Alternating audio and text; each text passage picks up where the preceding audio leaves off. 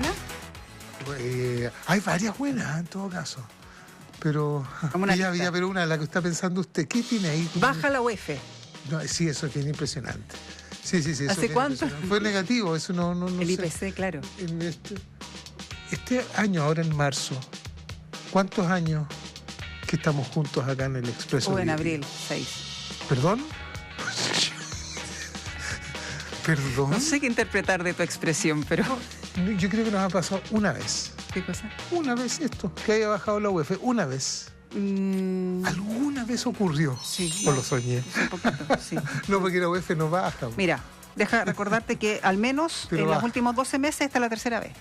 ¿En los últimos 12 meses? Sí. Ah, ¿en serio? Ya. Con IPC negativo, que fue lo que sucedió en el mes de diciembre, según lo informado por el INE durante esta mañana. El IPC de un menos 0,2%, lo que hace que la UEF, quiero decir, la unidad de fomento, baje en los próximos 30 días prácticamente 77 pesos. Hay más desglose que hacer porque la inflación a 12 meses, es decir, la de todo el año 2024, llegó a un 4,5%.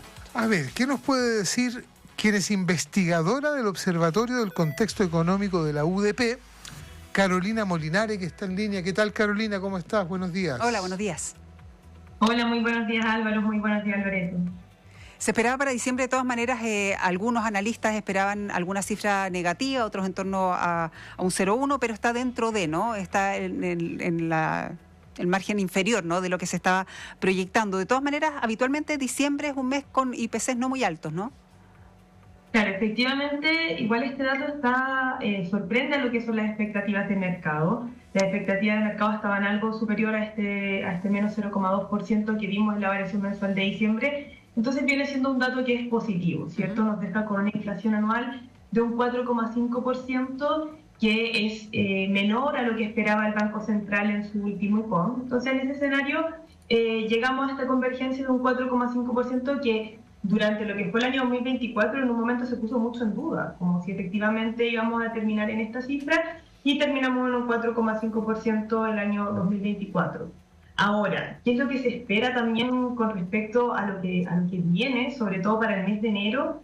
Es que este panorama tan positivo que vimos como para diciembre cambie, ¿sí? Durante el mes de enero nosotros esperamos que haya un incremento en las tarifas eléctricas, tenemos también un tipo de cambio más depreciado, entonces todo eso va a generar presiones inflacionarias que son relevantes para nuestro país también. Porque claro, terminamos el año pasado también con el IPOM, también con la tasa de política monetaria, también que fue contraria a la tendencia de la baja permanente que habíamos tenido durante todo el resto del año, y se establecieron ciertos objetivos que van en línea con una inflación que iba a ser más rebelde, ¿no es cierto? O sea, lo que usted está diciendo, que a partir de enero deberíamos... Una golondrina no hace verano, ¿no? Esa parece que es la impresión que tenemos. Claro, efectivamente, igual hay cosas que son positivas y que se destacan, por ejemplo el ítem de alimentos, ¿cierto? Sí. Cuando nosotros vemos el ítem de alimentos, que es casi un cuarto de la canasta del IPC, tenemos que hay una variación mensual negativa de un 0,9%, y acá destacan alimentos importantes que, por ejemplo, están en temporada de cosecha, estamos hablando de lo que es la papa, lo que es el tomate, entonces algo muy relevante, ¿cierto?, para las familias, está cediendo en esto, y por lo tanto también se va a ver reflejado con respecto a lo que se reporta en el dato de la canasta básica de alimentos, en donde nosotros ya también proyectamos una baja, pero también tenemos otros ítems, ¿cierto?, como el tema de la electricidad, los suministros eléctricos, que generan una mayor presión al alza. Entonces, en ese sentido, en términos de compensación, lo que nosotros vemos para un primer trimestre es un escenario un poco más pesimista, con una inflación que vuelva a estar en torno al 5%, de hecho. Gatillado por esos elementos, porque estoy viendo las divisiones, ¿no?, del INE a propósito del IPC, ¿no? Como tú dices, alimentos y bebidas no alcohólicas, una baja de 0,9, y acumulado en todo el año, ¿no?, para comparar con este 4,5 de la inflación 2024.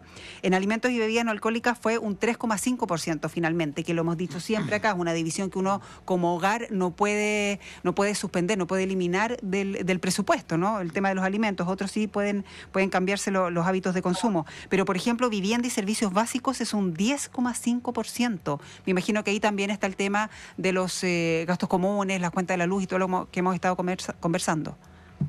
Claro, y están los gastos comunes, suministro eléctrico, también lo que es arriendos. Arriendo ha tenido Claro. un alza importante durante este año y que también presiona el alza del IPC y que también viene siendo, ¿cierto?, un servicio fundamental dentro de nuestra canasta y que tiene una ponderación también relevante. Entonces, en ese sentido, tenemos por este lado, ¿cierto?, los alimentos, y especialmente los alimentos naturales, que son aquellos alimentos que son más saludables, que están teniendo, ¿cierto?, una mejora en su precio, una caída en términos anuales, por ejemplo, o en términos mensuales, como el caso de la papa y el tomate. Pero por otro lado también tenemos ítems que son sumamente relevantes, como el tema de los arriendos, ¿cierto?, que ha aumentado su valor durante este año 2024.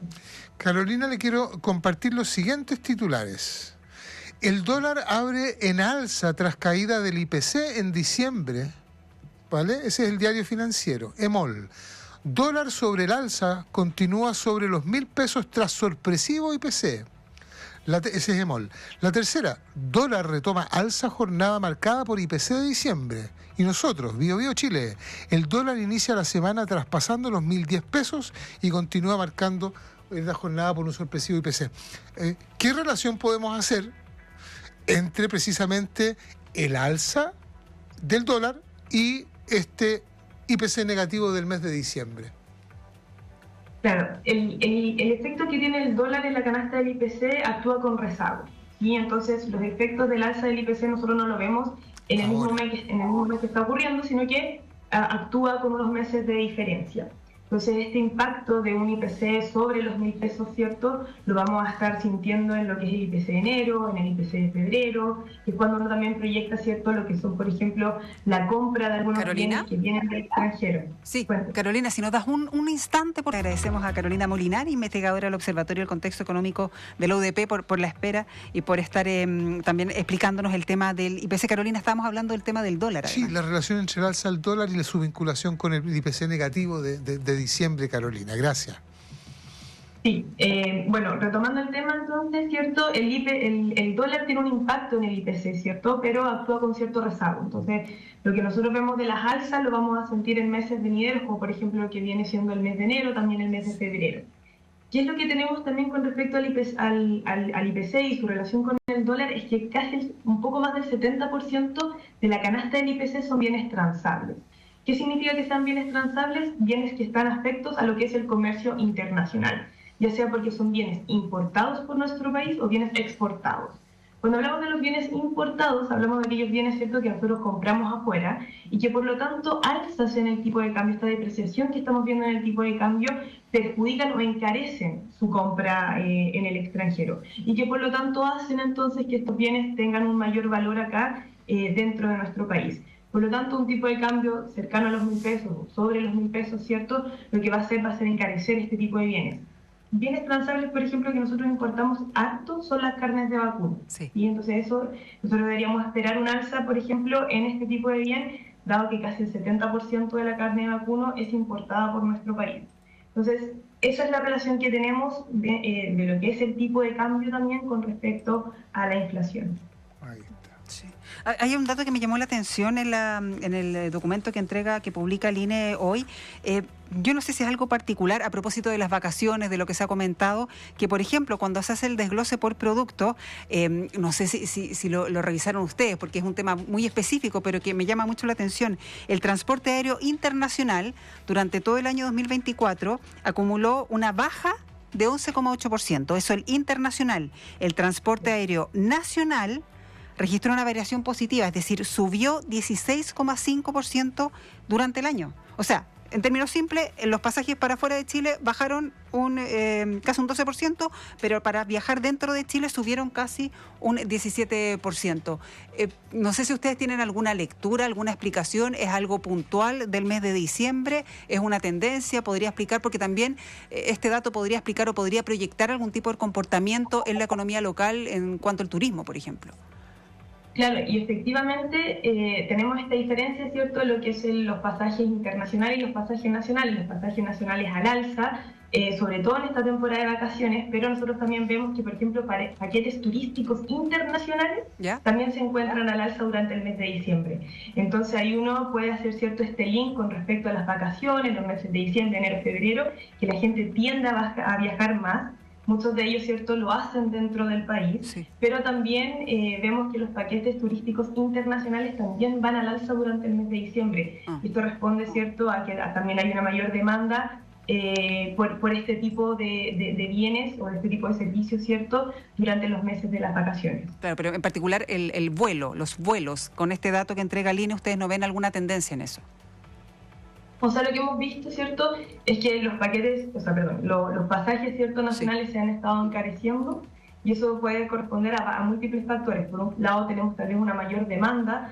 Recordemos que estamos, ¿cierto?, todavía en periodos en que los salarios estuvieron complicados durante el año 2024, la actividad económica se está retomando, pero todavía estamos con una economía debilitada. Entonces, en ese sentido, puede que si vamos a viajar, ¿cierto?, dentro del país, puede que haya una explicación en cuanto a la demanda, en que hay una mayor demanda por vuelos nacionales que por vuelos internacionales.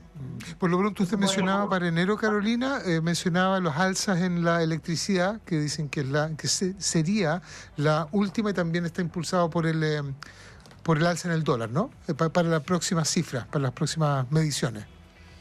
Sí, nosotros de esto esperamos una variación mensual de un 0,7%, que es algo mayor, ¿cierto?, a lo que hemos estado viendo recurrentemente, y esto principalmente por la incidencia del alza en los suministros eléctricos, por este cambio en los ajustes de las tarifas eléctricas, y también un tipo de cambio que está más depreciado, que genera presiones a aquellos bienes que son importados dentro de la canasta del IPC.